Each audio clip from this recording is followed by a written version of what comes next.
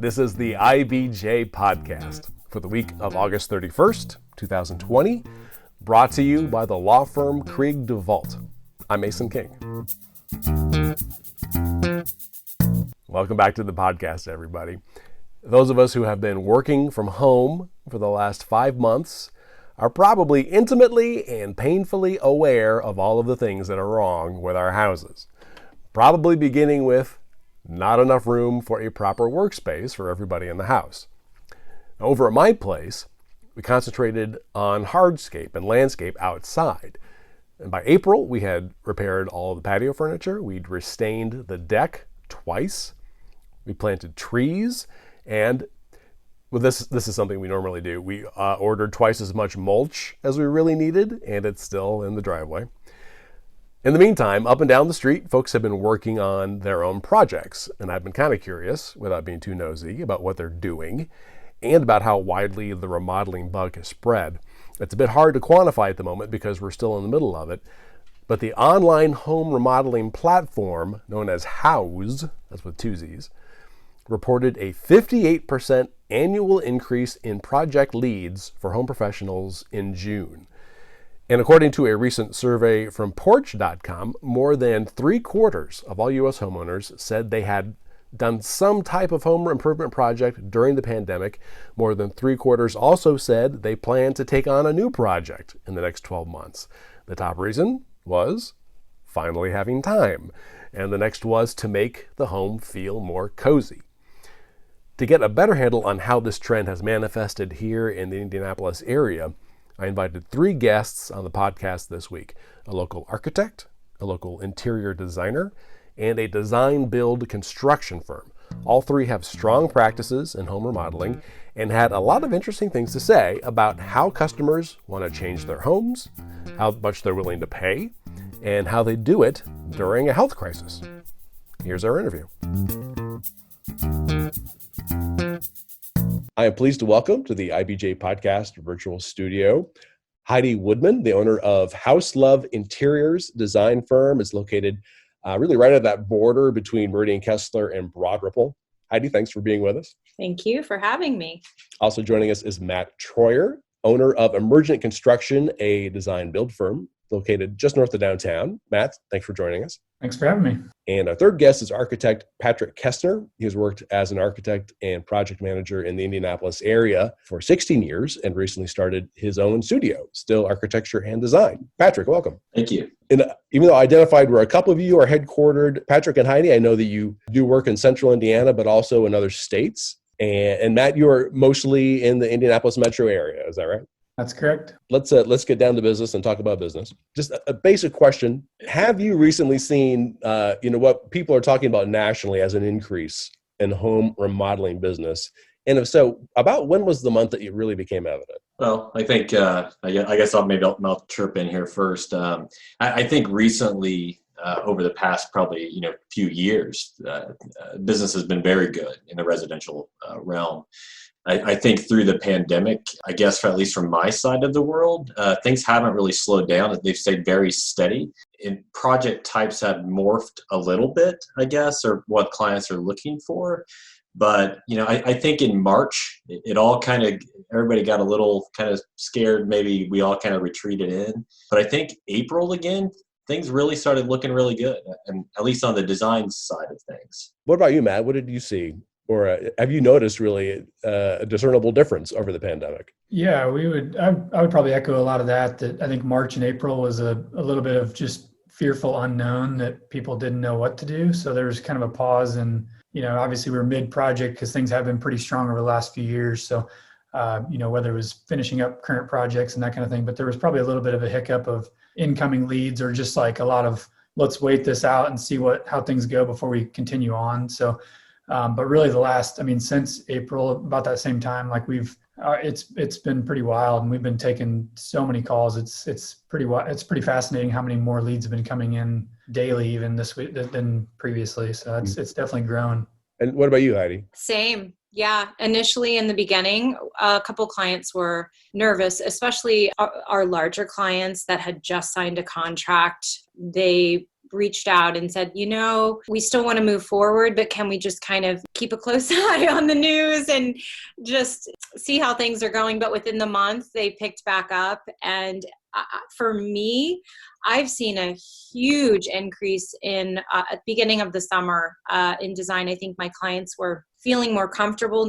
My existing clients are now adding more projects, and we are getting more out of town inquiries as a design firm. And I think for me, it's a lot of people on Instagram and just looking around virtually. So it's been great. I'm so thankful. So Matt, the kinds of projects that we've been seeing over the last 5 months, especially, just real quick, we'll talk about these individually later, but what are the kinds of projects that we're most likely to see? I think it's really rethinking how people live their life. And a lot of what we do is we want to be a good fit for the design of whether the kitchen space is more open for kids growing up and sitting at the island kind of stuff, or a home office, or, addition for more space. This has forced everyone to really think, how do I live my life? Which is really fun because, you need more spaces, you need different spaces, or you need to just, more efficient spaces. So it's really helped us to have kind of get some of that creativity out of clients to know what they want and how they live their life. But there is a lot of changes in how that people see their current spaces from, even maybe a year ago in a project we did to what people are talking about now that's a priority. Well, that's interesting because I had this idea in my head that these are really kind of different projects in some fundamental way, and that people are really reconsidering how they live. Can you kind of illustrate the difference a little bit? Well, I think obviously having people working at home too with kids. So, if kids are home, parents are home, school's going on, a lot more computers around, a lot more desk space needed. Or like me, I've taken over my home office. It's pseudo quiet, not quiet enough.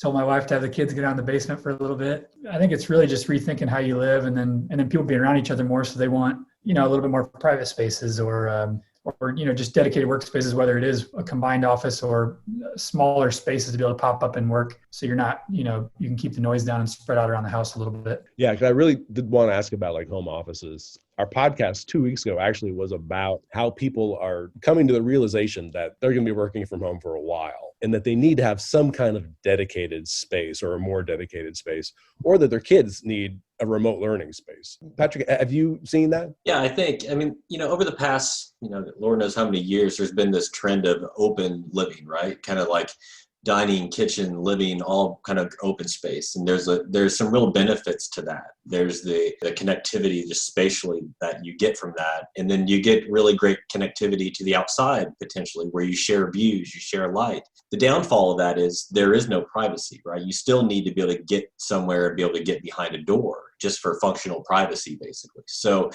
I'm dealing with it here. I think a lot of clients probably are seeing that, they're experiencing that same kind of battle. But again, you have to weigh the pluses and minuses to that, because kind of the open concept does provide a lot of positives. But certainly you got to have places to kind of get away. And then it's all about the quality of those spaces, and it's about being able to feel comfortable in those spaces as well. So I've had clients who are looking for, hey, I need to add that space. I don't have that space in my house. I don't have that ability for that type of space.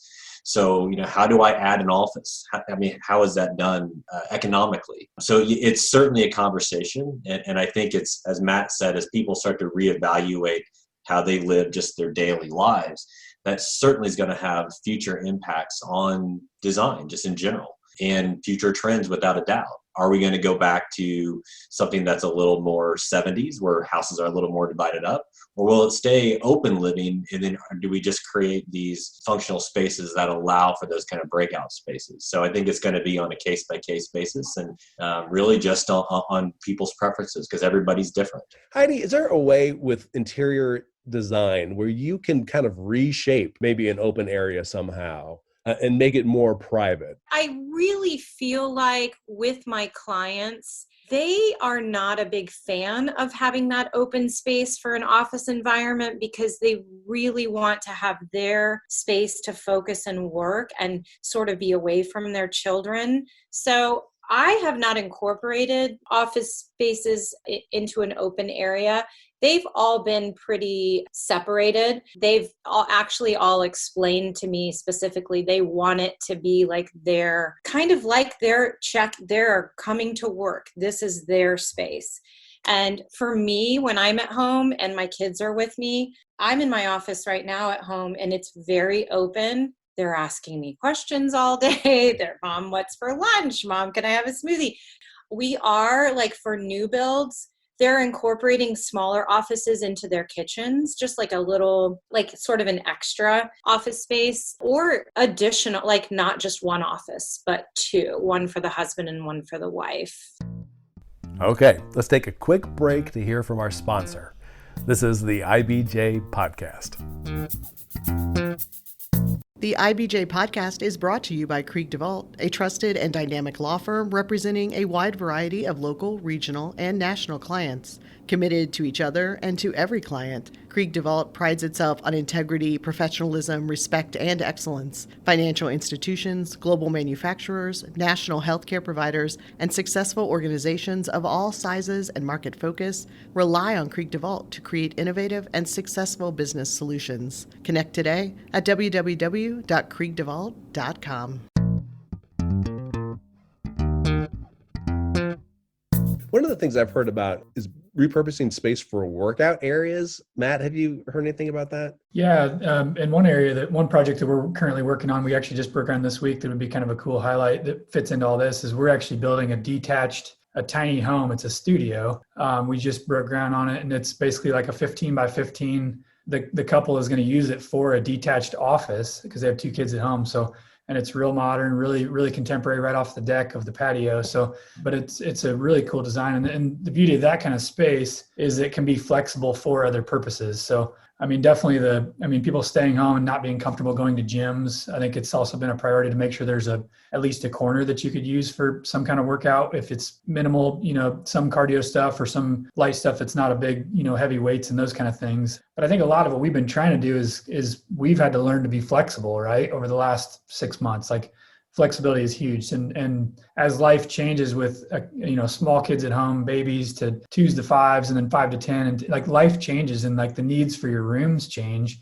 So I think a lot of it is like flexibility of spaces. So like, this is what we need right now, but think about 5-year picture from now, 10-year picture from now, and how else could I use that same space? So you're not having to like rearrange or change walls dramatically to repurpose the space. So it's really a kind of an art and flexibility, I think, too, for how we can get a lot of uses out of the same spaces. What do homeowners now want out of their kitchens? If they are remodeling, we're obviously making them more practical, more storage, bigger. And again, the request for like a small little office space in the kitchen, cleaner, that sort of holistic vibe has been coming up a lot as a request with my clients throughout the entire home. So just wanting a more like peaceful, calm, less clutter everywhere. But kitchens, yeah, for me, they want bigger. And I think it's just, it's the heart of the home. And I think also I have 2 different projects right now that have both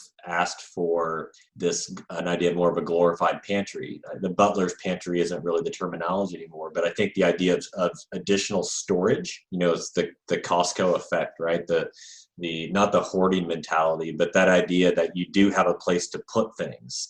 A trend that may continue is that additional space off the kitchen, if it is a larger type pantry or if it is an office type potential space that could also be used as kind of a prep pantry. I think that is something that I've seen, again, on a few projects, could certainly be on the rise. And as Matt mentioned earlier, that's the type of space that can always morph, that if they're not using it the way they thought they would, it does become an office, or it does become additional storage, or maybe that's where kids do homework or something. Matt, what have you seen at kitchens? Yeah, I think to echo a lot of those things, I think a lot of it is they're probably using their kitchens more so than ever, right? Over the last 3 or 4 months, if they have cooked before, or they're figuring out how to cook because they're forced to, right? So, or they're supporting their local restaurant business friends and ordering out a lot of food, which I also highly support, because I feel really bad for those businesses specifically that we are fortunate to be in a world that's thriving, and they still aren't. So,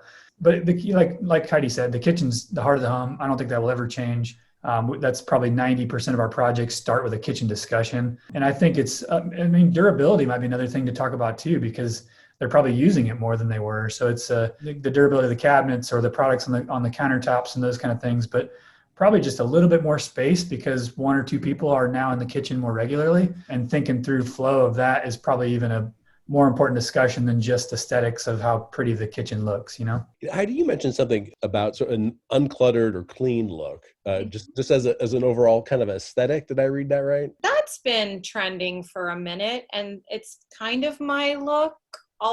So I would say that's a very common request, and it's a big part of my brand. I don't like to over design or over decorate. And also color is trending. And I think that color makes people happy.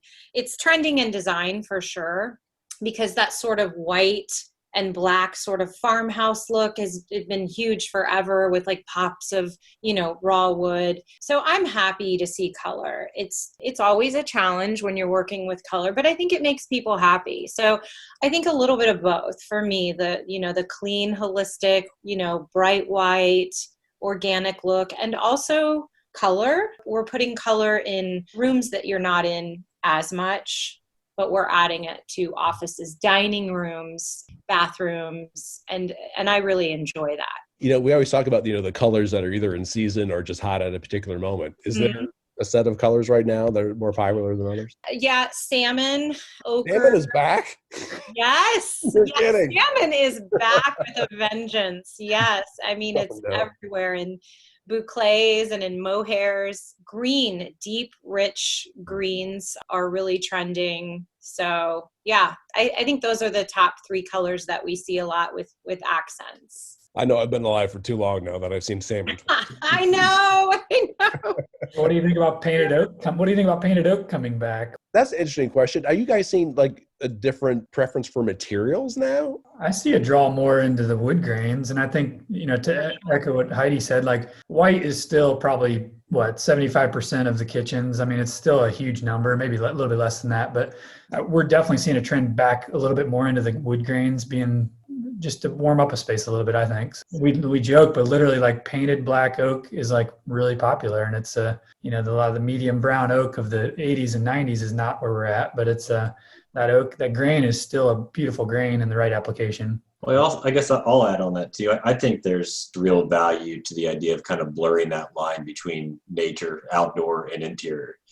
And I think how you kind of do that, and I think how you pull things from outdoor into the interior space, I think there's a desire for sanctuary, if that's the right word right now. Again, uncertain times, people want, well-being. And I think color can do that. I think smart space can do that. And I think if you can bring elements from nature, even though we can't quite touch nature and all those things that we would normally do right now to the extent that we normally would, I think through design, we can start to incorporate some of those elements, which I ultimately think just leads to the quality of space and your well-being as a user. Yeah, and speaking of outdoors, I mean, some of the things that are most obvious to me, because like I say, I don't go into other people's houses, is all the outdoor work that I'm seeing. And most of it in my neighborhood is DIY. But I get the impression that, that people are really looking to change the hardscape to, as you say, make it, more of a livable space. Yeah, I think so. I mean, a great example is just try to go to one of your big box stores right now and try to find exterior materials, fencing, decking. It's very, very difficult right now. I think as we start to, live more in our spaces, both interior and exterior, we do start to see some of those shortcomings maybe, or just areas that are easy to improve. And if it's hardscaping, if it's, just updating decks, if again, trying to pull materials in and out, I think it's something that is relatively attainable. If you're a homeowner, you can see that that's not that big of a project when you kind of look at it as opposed to ripping a roof off a house or something. So I think that desire is there to improve your living if it's indoor or outdoor. And I think updated hardscape is a really great way to do it. And Matt can probably talk a little more about it, but it certainly adds some really apparent value to the house right away.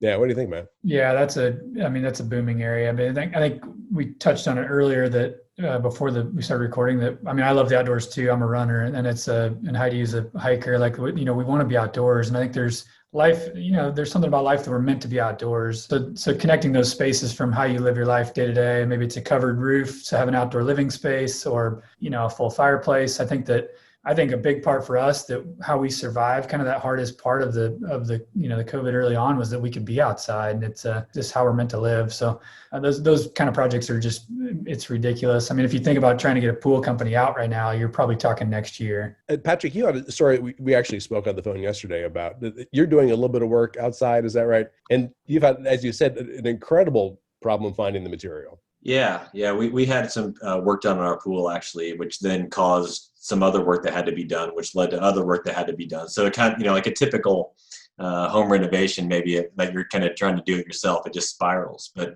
the subcontractor that was actually just building a small wood deck on the back of my house had to go to, I think, 3 different stores, basically Kokomo, Avon, and then closer in Indianapolis, just to accumulate enough of the same material to build the project. And again, it's not that large of a project, but it's just not in stock. It's amazing right now, the demand. I had heard from our reps that it's a bigger thing than that, even because it's Canada and US, that these buying groups that they basically predicted wrong that things were going to tank, and they were hedging their bets that this was going to shut the economy down for especially home stores and construction in general.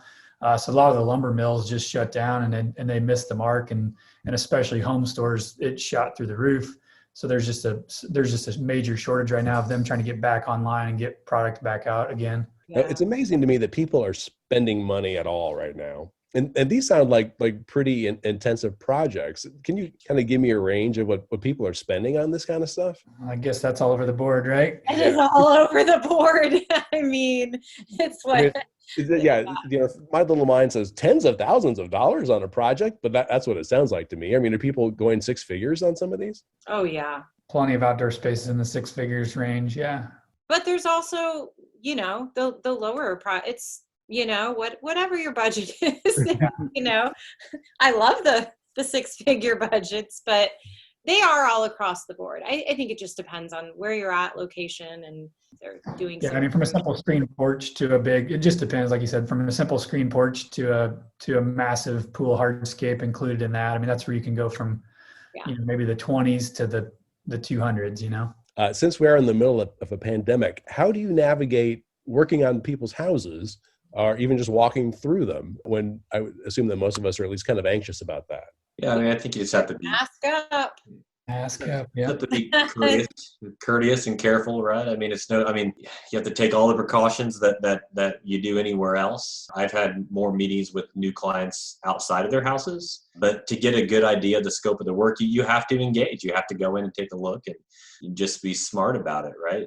I have done one through FaceTime, the FaceTime, where they actually walked around the house and kind of showed me what they thought they wanted to do, which is absolutely great. You get a really good sense for that. But in the construction and the design world, you still have to have that hands-on. You still have to go in. You still take a look at it. Yeah. It's different probably than from the construction side, because they're going to actually start tearing things apart. But to get a sense of what a client is looking for and what the design opportunities are, you have to put your eyes on it to really get a good sense of it. We've had to spread out schedules a little bit and have less people on site and be a little more cautious there. And and then if somebody either comes in contact with somebody or has a potential, positive test, so there's a lot of different precautions that kind of slow things down. But I think it's just leading with the same thing with our customers, is telling them, hey, we're trying to navigate this too. You got to have some flexibility with us, and we'll do the best we can. But it's, we're in unforeseen territory, right? Let me just thank you guys right now. This has been wonderful. This has worked out great. So thank you. Okay, Awesome. great. My thanks again to Heidi Woodman, Matt Troyer, and Patrick Kestner. In the latest edition of IBJ, we have a related story about the hot housing market in central Indiana, why both sales and home prices are climbing in the middle of a recession, and what buyers are looking for in a new home, and you'll hear some familiar themes. And before you get on with the rest of your week, there are a few other stories from the print edition this week I want to bring to your attention. Anthony Shutley reports on the radio industry's attempts at recovery after the pandemic gutted ratings and ad revenue in April and May. The numbers are getting better now that some folks are back to their regular commutes, but the pandemic's timing couldn't have been worse. Also in this week's issue, Mickey Shuey examines the competing views of the wisdom behind expanding the Indiana Convention Center, And Kurt Christian explains how Noblesville officials are approaching planning for an 11-acre community gateway project south of their downtown. And again, you can read these stories in the latest print edition of IBJ or online at ibj.com. I will say it is a lot easier to access all of IBJ's award-winning business content if you have a subscription. It works out to about $2 per week, which is pretty good for the amount of information that can help you make important decisions here in these next few months. Just go to ibj.com and click on the subscribe button. And thank you again for making time this week for the IBJ podcast, which is edited by Leslie Weidenbender. I'm Mason King. Hang in there, everybody. We'll be back again next week.